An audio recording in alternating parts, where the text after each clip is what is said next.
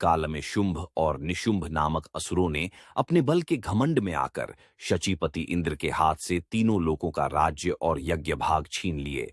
वे ही दोनों सूर्य, चंद्रमा, कुबेर, यम और वरुण के अधिकार का भी उपयोग करने लगे। वायु और अग्नि का कार्य भी वे ही करने लगे।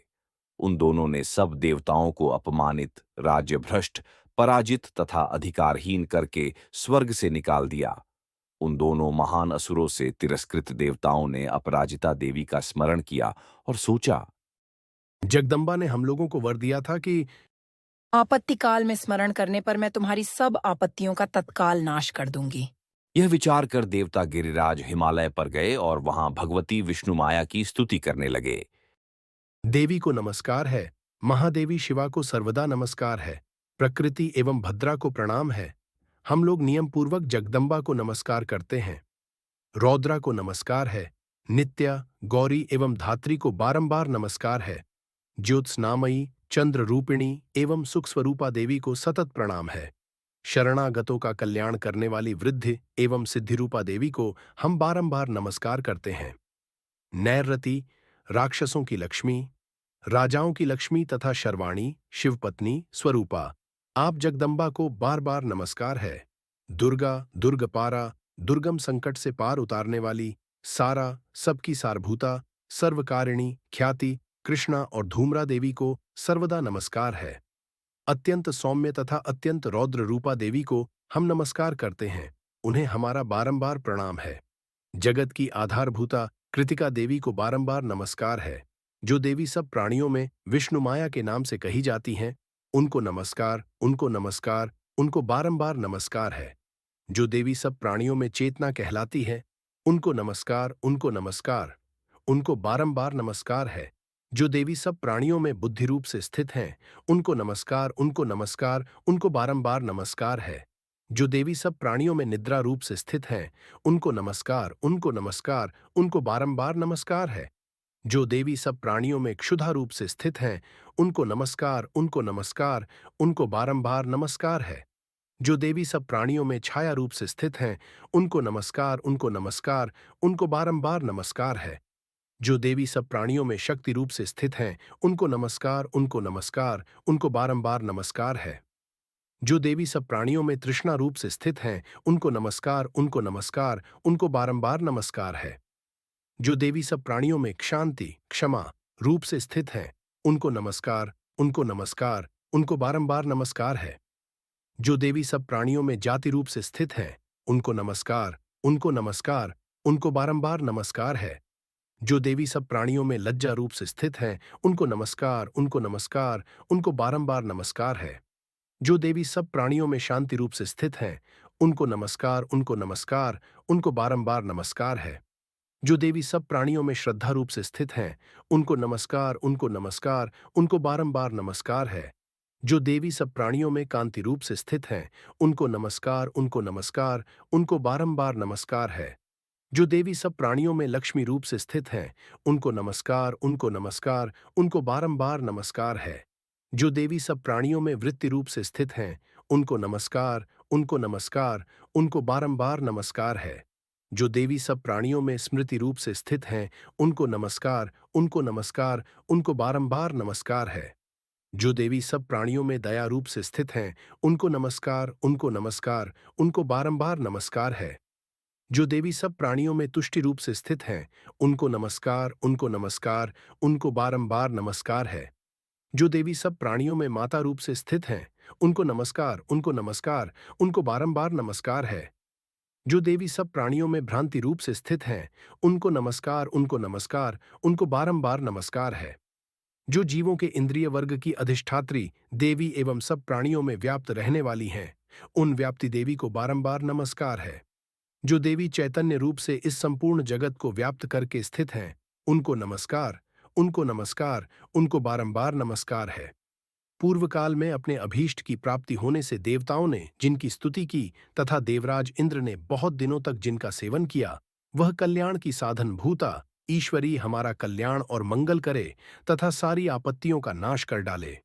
उद्दंड दैत्यों से सताए हुए हम सभी देवता जिन परमेश्वरी को इस समय नमस्कार करते हैं, तथा जो भक्ति से विनम्र पुरुषों द्वारा स्मरण की जाने पर तत्काल ही संपूर्ण विपत्तियों का नाश कर देती है, वे जगदम्बा हमारा संकट दूर करें।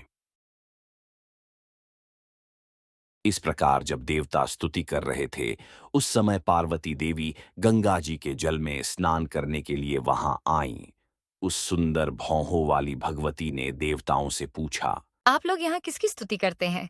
तब उन्हीं के शरीर कोश से प्रकट हुई शिवा देवी बोलीं। शुंभ दैत्य से तिरस्कृत और युद्ध में निशुंभ से पराजित हो यहाँ एकत्रित हुए ये समस्त देवता यह मेरी ही स्तुति कर रहे हैं। पार्वती जी के शरीर कोश से अंबिका का प्रादुर्भाव हुआ था, इसलिए वे समस्त लोकों में कौशिकी कही जाती हैं। कौशिकी के प्रकट होने के बाद पार्वती देवी का शरीर काले रंग का हो गया, अतः वे हिमालय पर रहने वाली कालिका देवी के नाम से विख्यात हुईं। तदनंतर शुंभ निशुंभ के भृत्य चंड मुंड वहां आए और उन्होंने परम मनोहर रूप धारण करने वाली अंबिका देवी को देखा। फिर वे शुंभ के पास जाकर बोले। महाराज, एक अत्यंत मनोहर स्त्री है जो अपनी दिव्य कांति से हिमालय को प्रकाशित कर रही है। वैसा उत्तम रूप कहीं किसी ने भी नहीं देखा होगा। असुरेश्वर, पता लगाइए वह देवी कौन है और उसे ले लीजिए। स्त्रियों में तो वह रत्न है, उसका प्रत्येक अंग बहुत ही सुंदर है तथा वह अपने श्रीअंगों की प्रभा से संपूर्ण दिशाओं में प्रकाश फैला रही है। दैत्यराज, अभी वह हिमालय पर ही मौजूद है, आप उसे देख सकते हैं। प्रभु, तीनों लोकों में मणि, हाथी और घोड़े आदि जितने भी रत्न हैं, वे सब इस समय आपके घर में शोभा पाते हैं। हाथियों में रत्नभूत ऐरावत, यह पारिजात का वृक्ष और यह उच्चैश्रवा घोड़ा, यह सब आपने इंद्र से ले लिया है। हंसों से जुता हुआ यह विमान भी आपके आंगन में शोभा पाता है। यह रत्नभूत अद्भुत विमान जो पहले ब्रह्मा जी के पास था, अब आपके यहां लाया गया है। यह महापद्म नामक निधि आप कुबेर से छीन लाए हैं। समुद्र ने भी आपको किंजलकिनी नाम की माला भेंट की है, जो केसरों से सुशोभित है और जिसके कमल कभी कुम्हलाते नहीं हैं। सुवर्ण की वर्षा करने वाला वरुण का छत्र भी आपके घर में शोभा पाता है तथा यह श्रेष्ठ रथ जो पहले प्रजापति के अधिकार में था, अब आपके पास मौजूद है। दैत्येश्वर, मृत्यु की उत्क्रांतिदा नाम वाली शक्ति भी आपने छीन ली है तथा वरुण का पाश और समुद्र में होने वाले सब प्रकार के रत्न आपके भाई निशुंभ के अधिकार में हैं। अग्नि ने भी स्वतः शुद्ध किए हुए 2 वस्त्र आपकी सेवा में अर्पित किए हैं। दैत्यराज, इस प्रकार सभी रत्न आपने एकत्र कर लिए हैं। फिर जो यह स्त्रियों में रत्न रूप कल्याणमयी देवी है, इसे आप क्यों नहीं अपने अधिकार में कर लेते? चंड मुंड का यह वचन सुनकर शुंभ ने महादैत्य सुग्रीव को दूत बनाकर देवी के पास भेजा और कहा, तुम मेरी आज्ञा से उसके सामने ये बातें कहना और ऐसा उपाय करना जिससे प्रसन्न होकर वह शीघ्र ही यहां आ जाए। वह दूत पर्वत के अत्यंत रमणीय प्रदेश में, जहां देवी मौजूद थीं, गया और मधुर वाणी में कोमल वचन बोला। दूत बोला, देवी, दैत्यराज शुंभ इस समय तीनों लोकों के परमेश्वर हैं। मैं उन्हीं का भेजा हुआ दूत हूं और यहां तुम्हारे ही पास आया हूं। उनकी आज्ञा सदा सब देवता एक स्वर से मानते हैं, कोई उसका उल्लंघन नहीं कर सकता। वे संपूर्ण देवताओं को परास्त कर चुके हैं। उन्होंने तुम्हारे लिए जो संदेश दिया है उसे सुनो। संपूर्ण त्रिलोकी मेरे अधिकार में है। देवता भी मेरी आज्ञा के अधीन चलते हैं। संपूर्ण यज्ञों के भागों को मैं ही पृथक पृथक भोगता हूं। तीनों लोकों में जितने श्रेष्ठ रत्न हैं, वे सब मेरे अधिकार में हैं। देवराज इंद्र का वाहन ऐरावत, जो हाथियों में रत्न के समान है, मैंने छीन लिया है। जो क्षीर सागर का मंथन करने से जो अश्वरत्न उच्चैश्रवा प्रकट हुआ था, उसे देवताओं ने मेरे पैरों पर पड़कर समर्पित किया है। सुंदरी, उनके सिवा और भी जितने रत्नभूत पदार्थ देवताओं, गंधर्वों और नागों के पास थे, वे सब मेरे ही पास आ गए हैं। देवी, हम लोग तुम्हें संसार की स्त्रियों में रत्न मानते हैं, अतः तुम हमारे पास आ जाओ, क्योंकि रत्नों का उपभोग करने वाले हम ही हैं।